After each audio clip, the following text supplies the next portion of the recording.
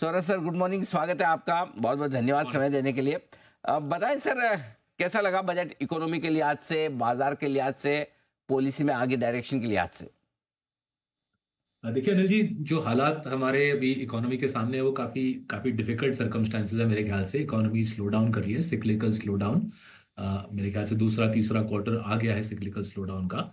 और जाहिर है सिक्लिकल स्लो डाउन में सरकार की रेवेन्यू ग्रोथ भी धीमी पड़ जाती है।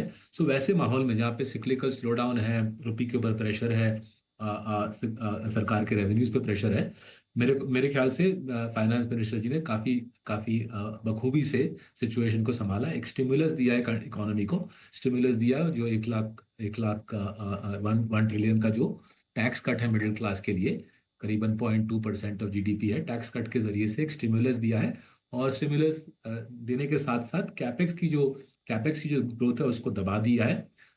मेरे ख्याल से जो अनाउंस्ड कैपेक्स नंबर्स हैं F26 का वो भी डिलीवर नहीं होगा। तो कैपेक्स ग्रोथ को काफी जबरदस्त दबाया गया है।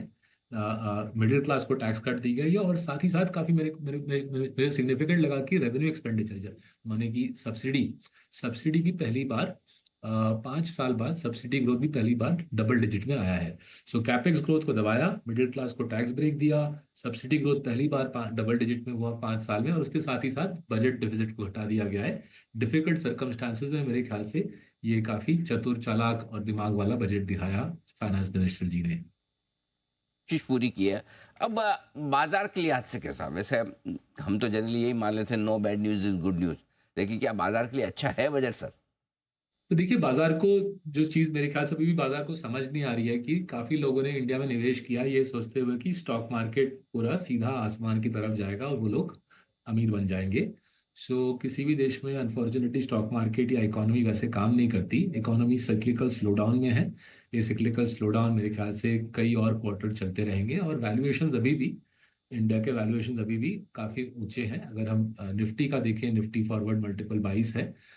तो अर्निंग स्लो डाउन काफी करारा है। लास्ट 5 क्वार्टर में निफ्टी की अर्निंग्स ग्रोथ 30% से 5 हो गई है, 30 का 5 हो गया है 5 क्वार्टर में। ये मेरे ख्याल से ये स्टीपेस्ट अर्निंग स्लो डाउन है अगर हम कोविड और लीवन ब्रदर्स को छोड़ दें। This is the steepest earning slow down in a generation. और उसको मद्देनजर रखते हुए मेरे ख्याल से वैल्यूएशन अभी भी काफी ऊंचे हैं। आई थिंक अगले 12 महीने में मार्केट में अभी भी कठिनाइयां आएगी। वैल्यूएशन अभी भी ऊंचे हैं, इकोनॉमिक ग्रोथ धीमी रहेगी, कठिनाइयां आएगी। सो जो भी दर्शक है मेरे ख्याल से इनको सावधानी से निवेश करना चाहिए। ये डिफिकल्ट मार्केट है। ओके। ये अच्छी। अगले 12 महीने मुश्किल, मतलब आप ये कह रहे हैं सर कि एफआई जल्दी से आने वाली नहीं है अब?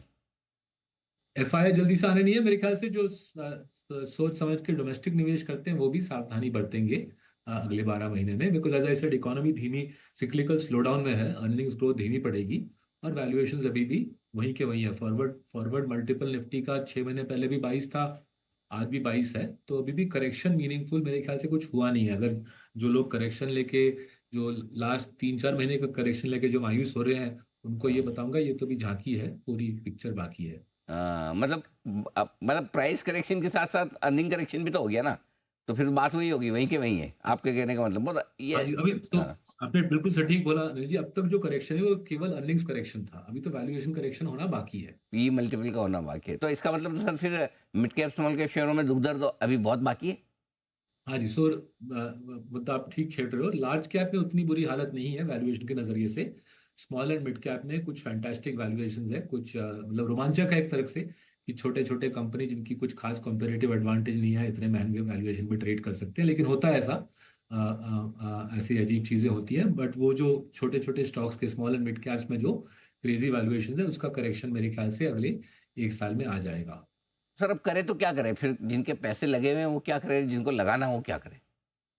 तो जब मैंने शुरुआत की थी स्टॉक मार्केट में 20 साल पहले, हम्म। मुझे एक दिग्गज ने समझाया था कि बहुत, जब रिसेशन आती है, जब ग्रोथ की स्लो डाउन आती है, एक बहुत सिंपल सा नुस्खा है, वो उसको अपनाना चाहिए, hmm. Which is IT pharma FMCG की तरफ जाना चाहिए। सो जैसे दर्शक जन समझ गए होंगे, हम्म। आईटी और फार्मा इंडिया में एक्सपोर्ट सेंट्रिक सेक्टर्स हैं। करेक्ट। जैसे जैसे रुपी रुपी धसती रहती है उनकी अर्निंग्स बढ़ेगी। साथ ही सस्ती साथ रहती। ये बोलना पड़ेगा कि अमेरिका की इकोनॉमी काफी शानदार शेप में है।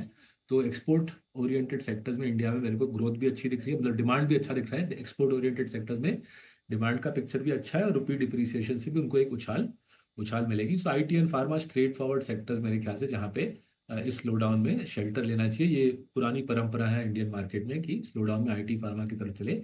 एफएमसीजी उतना आसान नहीं है इस डाउन टर्न में, बिकॉज एफएमसीजी की starting valuations in the down turn थोड़े से रिच हैं। बट अगर मैं ब्रॉडर कंजम्पशन कॉन्टेक्स्ट देखूं, FMCG auto specially non urban consumption, बड़े शहरों के बाहर जो कंजम्पशन स्टोरी है वो कुछ हद तक इम्प्रूव हो रही है।